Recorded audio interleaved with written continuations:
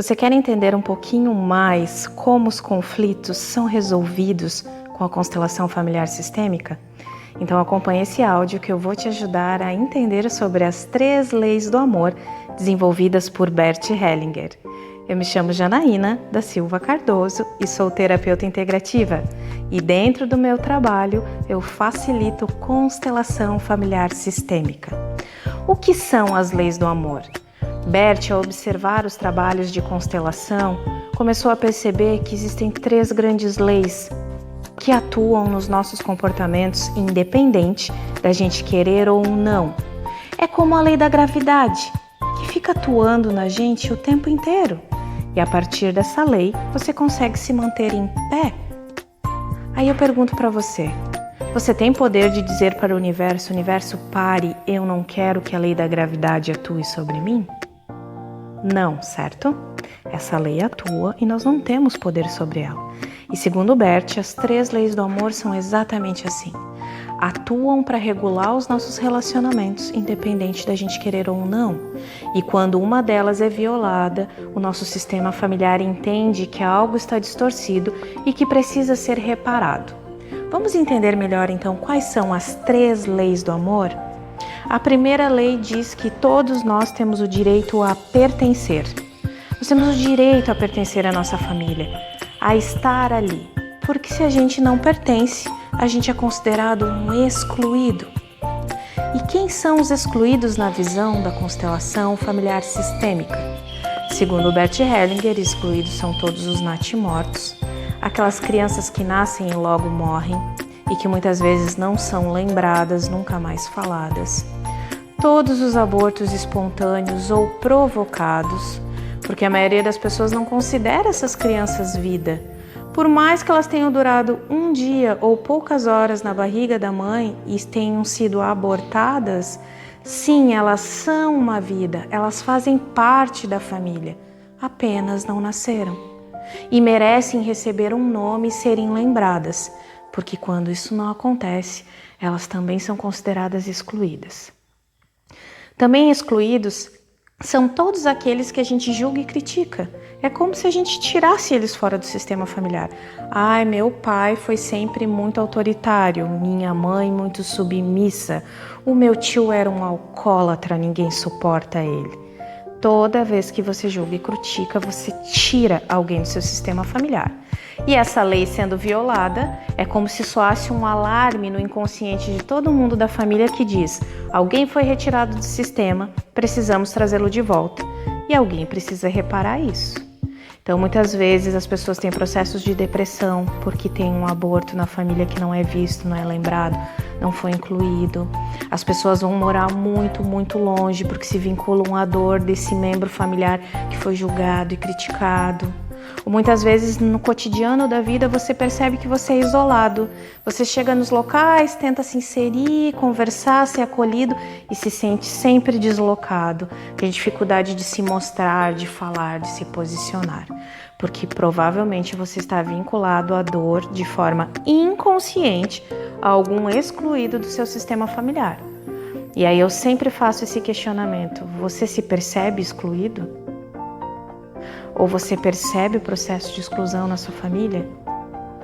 Ouvindo esse áudio, o que vem à tona? O que vem na sua mente? Qual é a lembrança? Então, para que os nossos relacionamentos fluam, a gente precisa que essa lei seja respeitada. A lei do pertencimento, inclusão. Bom, a segunda lei que o Bert fala que é imprescindível que a gente acolha e respeite para a fluidez é a lei da hierarquia, onde diz que todos nós temos um lugar dentro do sistema familiar que a gente faz parte. Então você tem um lugar de filho ou filha na família onde você nasceu, talvez você seja o primeiro, o segundo ou o caçula. Você ocupa um lugar na empresa onde você trabalha, talvez você possa ser o chefe, o colaborador ou o sócio, esse é o seu lugar. Ou você ocupa um lugar na família que você constituiu com um parceiro. Você pode ser a esposa, o marido, você pode ser o pai, a mãe. Todos temos um lugar.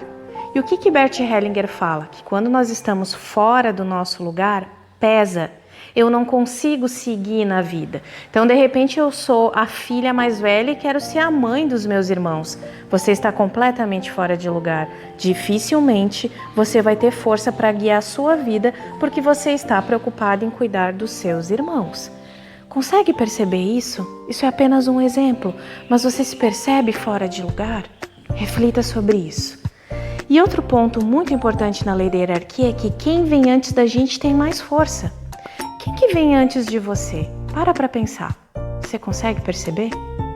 Quem vem antes de você são os seus pais. E antes dos seus pais, os seus avós. E antes dos seus avós, os seus bisavós. E assim por diante. E por que eles têm mais força? Por que eles vêm antes? Por que eles são grandes? Porque o rio da vida veio descendo por eles. Seus bisavós disseram sim e os seus avós nasceram. Seus avós disseram sim e os seus pais nasceram.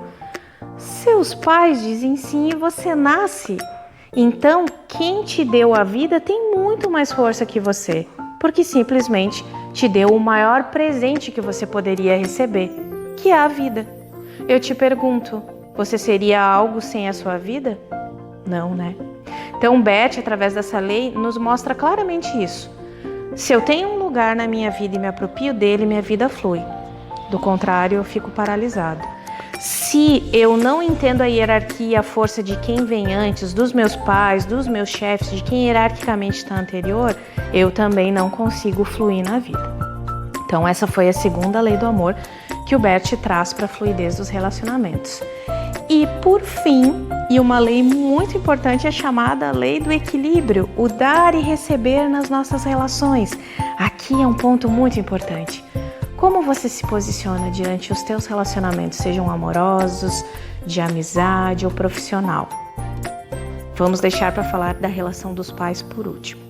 Bert diz que quando eu dou um pouquinho para alguém, eu tenho que esperar que essa pessoa volte e me dê mais um pouquinho. Aí eu posso ir lá e dar mais um pouquinho para ela.